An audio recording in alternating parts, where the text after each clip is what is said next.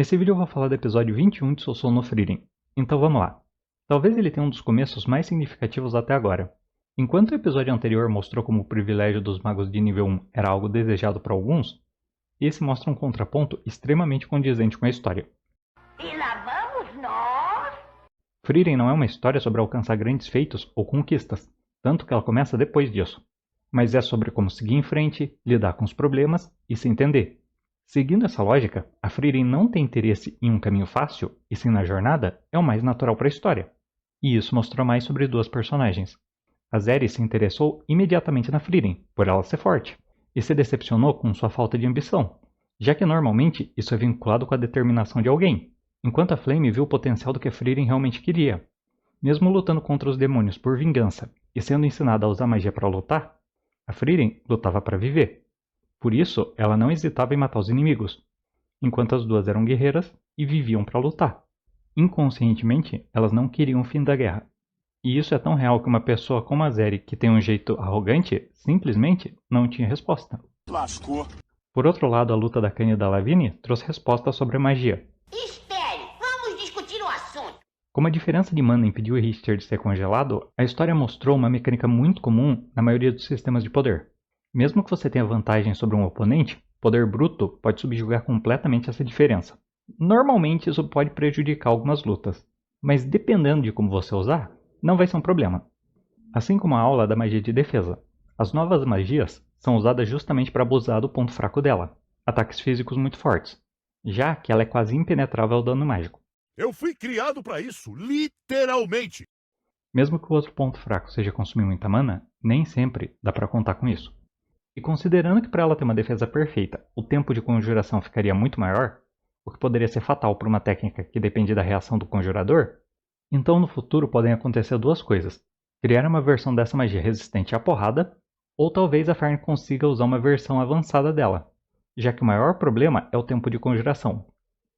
Eu sou a velocidade. Mas considerando que ela já lidou com ataques físicos sem depender de uma barreira, talvez o básico realmente possa lidar com tudo. O episódio reforça isso quando a Frieren enfrenta o Denken. Ele percebeu que ia ficar sem mana primeiro. Então, mesmo com a supressão de mana, alguém habilidoso ainda pode perceber isso se não subestimar o oponente. O que é que você acha disso, Lagnir? Morto não fala, cara. Bom, eu tô vivo então. Quando o Denken viu que não tinha chance numa luta longa, ele partiu para a ignorância. E não usou só um tornado.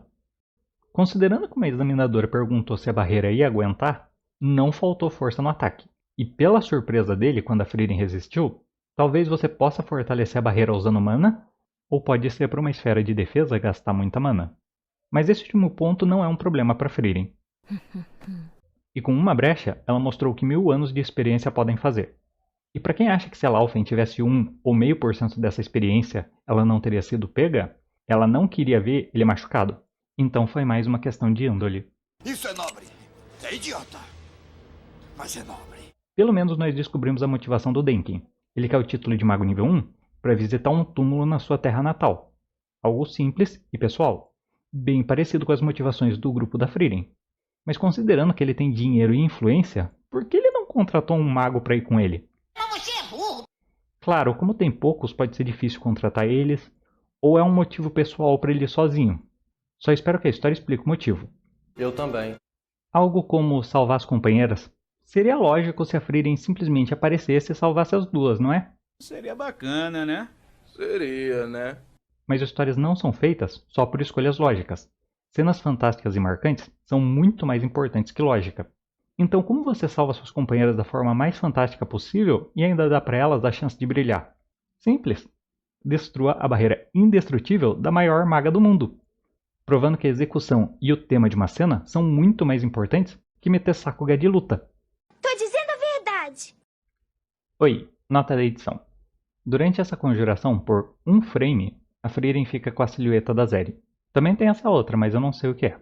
Isso praticamente confirma que mesmo que a Frieren não tenha aprendido uma magia extremamente forte com a Zeri, a Flame deve ter ensinado ela.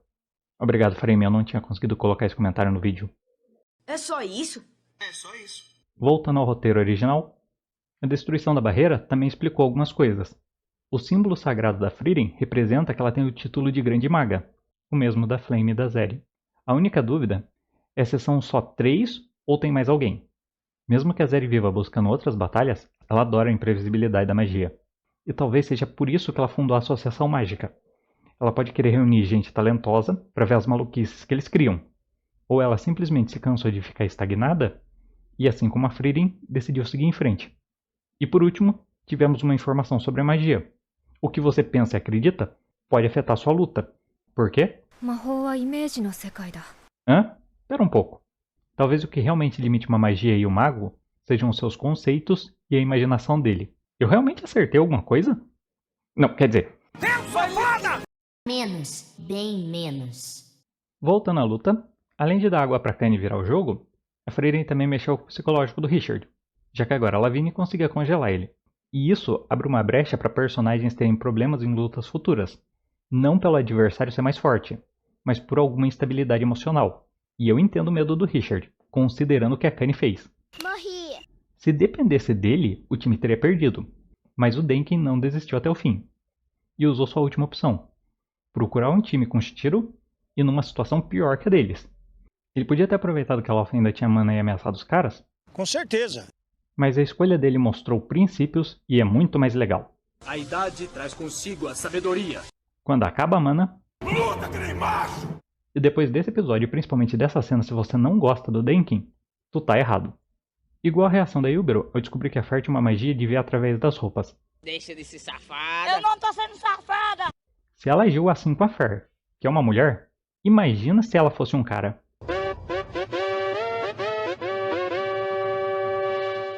No fim, 6 grupos passaram. Os 4 conhecidos, uma incógnita e um azarão promissor. Mas a maior surpresa é como um figurante ganhou destaque no final. Eu tô feliz! Eu tô muito feliz! Quem é você mesmo? Se você não gostou desse vídeo, não se preocupe. É só mais uma memória inútil.